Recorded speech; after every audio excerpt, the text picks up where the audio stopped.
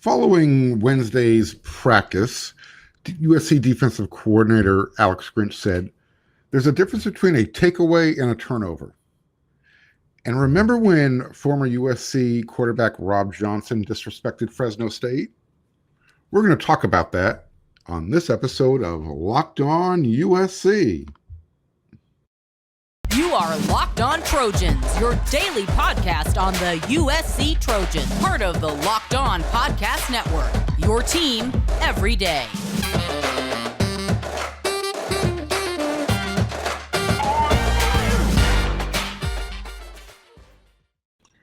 Fight on, everyone. I'm your host, Marc, and thanks for making Locked On USC your first listen every day.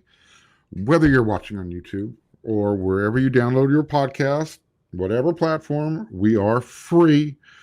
And again, thanks for coming along. Hope you're enjoying the ride. Hope you're enjoying the show. If you're watching on YouTube, you see that red subscribe, hit it, knock it down. And if you're one of those people who like to just ignore this face and listen to the voice, go ahead and hit me up at my Twitter at Marc Culkin. Tell me what you like. Tell me what you don't. I got some thick skin. I can take it. Don't worry about it. So Wednesday's practice is the last day of the physical strain portion of the week. Tuesdays, they go full pads. Wednesday, they're in shells. They had a great day of weather. I think it was like 83 degrees. Raylan Goforth, linebacker, recognized a perfect ocean breeze coming through. But I spent a good portion of the time we're allocated watching practice. I was focused on Alex Grinch and Dante Williams coaching up the secondary. And the reason being is I think that group's going to be pretty busy on Saturday because Fresno, they love to throw the ball around the yard. So, as a result, they're going to need to play much more disciplined because, Jake Haener, their Fresno State's quarterback, he likes to move around. In fact, Alex said Jake Haener scrambles to throw, but he can also run. And what that really translates to is, Jake likes to get outside the box. He's not the biggest of quarterbacks. So, he'll get outside the box to, create space so he can see the field better. But that also kind of makes the defense get out of whack a little bit. They're going to, again, maintain their discipline, trust they're doing what the coaches are asking them to do, trust their coverage, and maintain their discipline. So, again, I was focusing on Alex Grinch, Dante Williams, and how they are approaching practice today, knowing that Fresno has a quarterback who loves to throw the ball, but can also use his feet to make plays. So the first drill that I was watching was you had it was a angle pursuit drill. So you had one guy in the secondary, I'd say about 10 to 12 yards away. The other guy, ball carrier, and as the defender would, take his half game speed angle to approach the for the tackle, about 2 yards away, the ball carrier would start to run, and you would have to wrap up. But at the same time as you're driving the ball carrier towards the sideline, you're trying to knock the ball out. So again, it was just, kind of wrap up the ball carrier, driving to the sideline, and then, try and punch the ball out before you got the guy out of bounds. And while they were coaching up that technique, Grinch had noticed one of the guys, while he was ripping at the ball, he kind of stopped moving his feet. And so he used some colorful language and told him to, keep moving your feet. And, it was good. You want that type of attention to detail, making sure that the guys are doing everything possible, to get the guy at the minimum, get the ball carrier to the ground or out of bounds, but knock that ball loose. Because remember, at the beginning I think it was the beginning of fall camp or at some point during fall camp, Grinch said he wanted a minimum of 24 turnovers from the defense. And, getting 4 turnovers per game, that's probably not going to happen, right? However, he did said that he wants 24 takeaways. And there's a difference between turnovers and takeaways. And I'll go over that here in a moment. But after about 10 minutes of the physical contact that the secondary was going through with their drills with Dante and Alex Grinch, they transitioned to the drill where Grinch plays quarterback and he has his guys backpedaling, going deep, chasing for the interception. On this one repetition, I think the ball got away from Alex. Threw it really long. No defender on this roster, including Kalen Bullock, would have been able to catch up to the ball. Nevertheless, Grinch was straining these guys. He got started early on the mental strain, which usually starts on Thursdays. At least that's where they emphasize it. But he yelled at the defender anyways for not catching the bad ball. That was definitely an overthrow. So he wasn't, really getting after the guy. But just a reminder, keep going hard every repetition, even if you can't get to the ball. Because, again, the mindset that he's trying to instill is, and he said this, the ball has, no idea that it's supposed to go directly from quarterback to wide receiver. That's just kind of what's expected. Quarterback throws the ball, wide receiver catches it, wide receiver runs. Well, a lot of times the ball's overthrown, right? Ball gets intercepted, whatever. So, again, the mindset that Alex is trying to instill with this guy is, hey, you know what? Maybe we can get, we can generate 4 takeaways per game. That's the way they want to go about it. And again, he just wants the guys to constantly go hard every repetition. It's like the way he defines strain. It's how you create turnovers. Whether it's, and he explained whether or not 4 is sustainable for the season or not. You can create a turnover or a takeaway, and that includes, making the opposing quarterback strain by throwing it sooner than he wants to, or having like Eric Gentry being in the right position defensively, where the ball has to go higher than the quarterback is used to throwing the ball. And that forces, sometimes the receiver not to anticipate the ball sooner, or the ball will go off the receiver's hands and it'll end up in Max Williams' hands for an interception. It's that type of stuff. That's another form of strain that Alex was pointing out after practice when he was talking with the press. Jacoby Covington doesn't get his fumble recovery if Thule doesn't strain to go all the way across the field to create that fumble. That's another form of going the distance, going that extra mile. We've talked about how Thule makes everyone around him better. That's a perfect example. You don't anticipate a defensive lineman running across the field, chasing after a wide receiver, or a running back in this case. It was E.J. Smith. 53 yards to force the fumble, but that's what he did. Linebacker coach Brian Odom. Again, this is just some of my Wednesday practice report review I'm going over for you guys before we get into more of Fresno State themselves. He was working with his group on a speed rush, trying to get to the quarterback. In this case, it was more of, trying to get around the edge and then swiping at the ball, trying to create a turnover again. Because you can't always get to the player. So try and get to the ball. And Coach Odom was, at the same time, he was showing him how to use some hand-to-hand combat to get by their defender.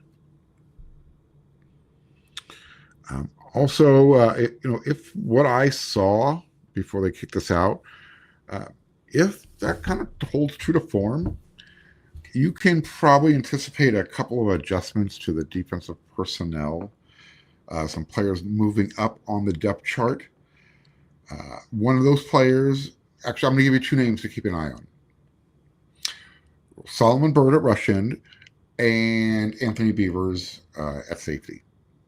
I would anticipate seeing those guys moving up in the rotation.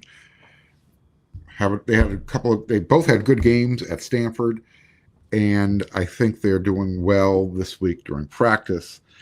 Alex Grinch will always say, you earn your reps on the practice field. Tuesdays and Wednesdays they will stress them out physically in the strain department, and then on Thursdays they kind of dial it back a little bit physically, but they really test them mentally on the strain part. So after Thursday's evaluation, the depth charts are usually released. So we'll find out sometime late Thursday where everybody aligns on the depth chart. And then also the last thing you guys might want to make note of from practice. Tuesday, there was a huge contingency of NFL scouts and reps watching practice. The group wasn't as big today. However, I did spy a large entourage that included both LA's teams, the Rams, Chargers, Houston, the Las Vegas Raiders, San Francisco 49ers, Dolphins, as well as Detroit. So the NFL's there again. The roster has been upgraded, and word is spread that you better get out there and check out the way these guys are being developed. So we'll keep you updated on that throughout the season. You can bet on it. And then, you know what? Head on over to BetOnline. By the way, the line isn't changing on this USC Fresno game. It's still USC favored by 12.5 because, BetOnline.net is your number one source for all of your pro and college football betting needs and sports information this season. You can find all the latest football league developments, game matchups, news, and podcasts, including this year's opening week game that the NFL just finished. So they'll be getting into week 2. Thursday. I have to check who's playing. I really don't follow the NFL as closely as I do USC and college football in general. Nevertheless, you want to go there to find out who's playing. They are also your continued source for all of your sporting wagering information, including live betting, esports, and scores. They're the fastest and easiest way to check in on all of your favorite sports and events, including Major League Baseball, MMA, boxing, and golf. Head to the website today or use your mobile device to learn more about the trends and action. Bet online, where the game starts. All right. So, quote, this is a real one. They have our attention, end quote. That was Alex Grinch talking about Fresno and their offense. I'm bringing up Alex Grinch's name a lot because that's who we talk to after practice. So this is going to be more of how is USC going to stop Fresno State through the eyes of Alex and the defense. We know USC is going to have an offense, and I just don't know how Fresno State's going to match up with that. Nevertheless, talking about Fresno's offense, I already said I'm not concerned about USC winning this game. Well, according to Fresno's quarterback, Jake Haener, he agrees. There's really nothing to be nervous about. Quote, the only people who expect us to win, Fresno, are the people in that locker room. He's referring to his teammates and the people in this facility.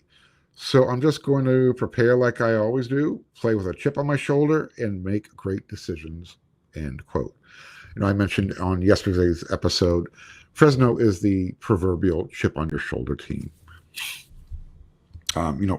Jake is a self-admitted, USC fan. He grew up in Northern California, big SC fan.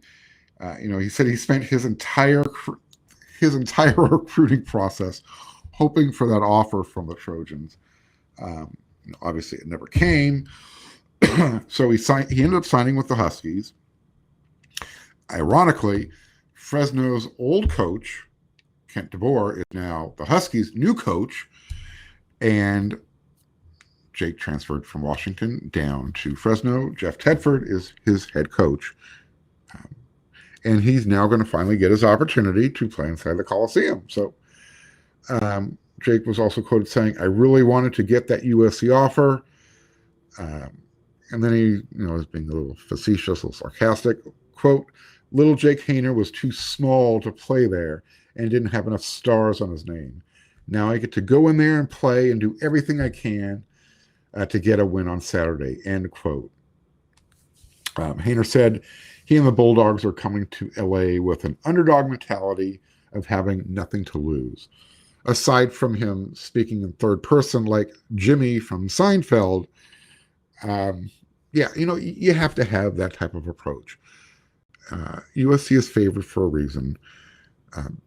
They had a great transfer portal. They recruit pretty well on their own, and again, if we're just being real about the situation, many of those players on Fresno's team believed they could play for USC, but they never got that scholarship offer. A lot of them transferred from Power 5 schools. For instance, Nico Remigio played at Mater Dei, went to Cal on scholarship. He is now on the Fresno roster. So they've got some guys, theoretically, who probably could play on the USC roster. They're going to come in with that chip on their shoulder. Something, you should be aware of. Through 2 games so far, Jake has completed 74% of his passes. He's thrown for 737 yards and 3 touchdowns without an interception. So, which streak is going to come to an end this Saturday? Is it going to be USC coming up with or not coming up with an interception? That is really the question, because, if Jake is going to make good decisions, that means he's going to protect the ball, right? Theoretically, that's what he's talking about. Is USC going to make him strain more than he has to or wants to and force him to throw an interception or fumble? USC's goal is to take the ball away. The defense job is to turn the ball over, whether that is creating a fumble and an interception, or on downs, forcing them to punt. That's the distinction between a takeaway and, a turnover. And, Grinch wants the team to have that mindset. Go take the ball away. Take it away. Don't wait for the quarterback to find an open receiver. Go get it. Going back to that. Something to keep in mind. Again, they know how to move the ball, and this is why, not just Alex Grinch, but Lincoln Riley is the entire coaching staff is going to be a little concerned about stopping Jeff Tedford and the offense the way he calls it, because they will spread the ball around. In both of their games against Cal Poly, that they won 35-7, as well as their loss at home against Oregon State, last play of the game, they had 9 different players with receptions in both games. That's an impressive number. So they know how to spread the ball around, that's for sure, and that has everybody's attention. One matchup I think we should probably keep an eye on. I mentioned the name Nico Remigio. He played at Mater Dei with I believe Solomon Solomon Tuliaupupu was on that roster at the time. Again, he went to Cal. He just transferred in over to Fresno in the offseason. Like real quick, real shifty, solid hands. Not the biggest guy, but they'll line him up in the slot, but they'll move him around. I think the matchup to watch is going to be him versus Max Williams. I think that's going to be intriguing to see how USC defends that receiver. Will they use Max? Will they use Jalen Smith at nickel? Drop Kalen Bullock into the box? I think that's a fascinating assignment, regardless of whoever has it. 300 yards is probably going to happen. Last week against Oregon State, Haener threw for his 14th career 300-yard game, and that moved him into second place on Fresno's, history in the second place in their history books. Passing in David Carr, big brother Derek, I think Derek is the big brother, has 20 of the career 300 passing game. So whether hook or crook, it's going to happen. Either because Fresno's playing catch up and they have to pass the ball, or USC's defense is being exposed. So I think everyone should anticipate Tedford kind of throwing the kitchen sink at USC. Again, they got nothing to lose. They're coming in as a 12.5-point underdog. So, we should probably expect to see some misdirections, some reverses, maybe some tunnel screens, slants, mid-range game. I wouldn't be surprised if Tedford goes back to that 2004 playbook that he had with Aaron Rodgers when Cal came into the Coliseum and nearly pulled that upset. They used a short passing game. At the time, I think Aaron completed 23 in a row, but none of those passes went for more than 4 to 6 yards. They just methodically just kept moving the ball down the field, but eventually they got into that red zone and things tightened up, and I think everybody remembers how that game ended. Man, it was exciting. I was there, standing section 13, part of the Thundering Herd, and it was the loudest football game I ever attended. I wasn't there for the USC Notre Dame game in 1974, the great comeback, 55-24, but I was there for this game. My ears hurt, my voice was gone, my throat was raw. I think I was spitting up blood because my throat was so raw after the game. At least figuratively speaking, not literally. Nevertheless, fun game, and I'm hoping that it's not that close. I'm sure from the fans' perspective, that would be fun to watch, but USC wants to make sure they're proven they're worthy of that number 7 ranking and send Fresno home. Fresno home, another loser. Speaking of, USC, they lead the series against Fresno State 4-1. That only loss, it came in the Freedom Bowl when Rob Johnson said at the time, probably what most Trojan fans were thinking or feeling. How are we ever going to beat USC? But, that's not what Rob said. Fresno fan was thinking, how are we going to beat USC? And that was Rob's mindset. How in the heck is Fresno State going to beat USC? Well, let me just set the table. It was back in 1992. Fresno State had won a share of the Western Athletic Conference at the time. They were 8-4, and they knew they were going to play in a bowl game. USC, they weren't going to the Rose Bowl, and typically when they don't go to the Rose Bowl, they don't show very well, fan-wise or team-wise, in their bowl games. Just look at their bowl record. History will show this. Fresno was obviously stoked to play the game. Well, it was in Anaheim. Again, it was something called the Freedom Bowl. And this was back in USC's their arrogant days. Rob Johnson, quarterback at the time, he was asked about Fresno State being USC's opponent. And he said, "We would never schedule Fresno State. If it wasn't a bowl game, we want to put them in their place," end quote. History shows that is the one blemish on the record when these two teams meet. Again, USC has 4 wins, Fresno State has 1, and it came in that ball game in the Freedom Bowl. And although it did almost happen again, USC and Fresno have scheduled each other since those famous words that Rob spoke. And a lot of people might remember the 2005 game when Fresno came to the Coliseum. That's when Reggie Bush went Heisman Trophy. He did his infamous, I guess, since we're talking about O.J. Simpson, he did his, no pun intended, cutback at near the USC sideline.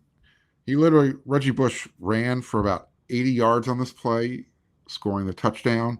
He finally finished the game with over 500 yards of total offense.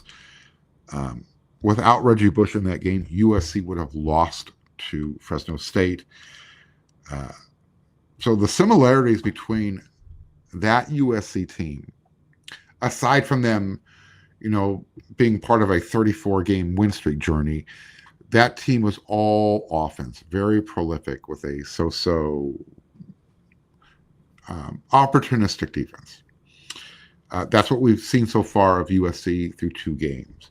So that's where the similarities start and end.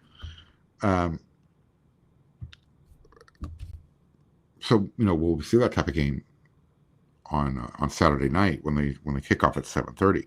The last time these two teams met, again, they've scheduled each other since 1992, was in 2019, and USC won that game 31-23. But that was also the end of the JT Daniels era at USC. If you remember, he was hurt in the 3rd quarter. That's when Keaton Slovis came in, and USC was able to get the win. Back then, obviously, Clay Helton has moved on. Keaton Slovis has moved on. He is the quarterback at Pittsburgh. JT Daniels is at West Virginia. So, hey, you tell me. These Fresno State, chip on the shoulder. Jake Haener doesn't think anybody believes they can win. Only they believe they can win. The betting public thinks USC is a 12.5-point favorite. Upset alert? What do you think? Close game? Blowout? Tell me, how do you see this game playing out? You know what to do. If you're watching on YouTube, leave your comments there. Hit me up on Twitter. Or, go ahead and check out, when you're done with Locked On USC, check out the Locked On Network. You've got Locked On Pac-12 with Spencer McLaughlin. Again, I was on there earlier this week. Go check out the Locked On Big Ten with, because USC will be a part of that, with your host, Nate Dickinson. And then when you're all done checking out the Locked On Network, you got to get on over to wersc.com. We got some recruiting information for you. There will be a commitment tomorrow at a position of need. Yep, it's a big one. So you're going to have to go check that out. Scott Schrader's got all of your recruiting information. Myself and Eric McKinney, we've got you covered on the football team. And Locked On USC, I'm with you 5 days a week. So we'll be back again tomorrow. Until then, you know what to do. Starts with an F. Second word starts with an O.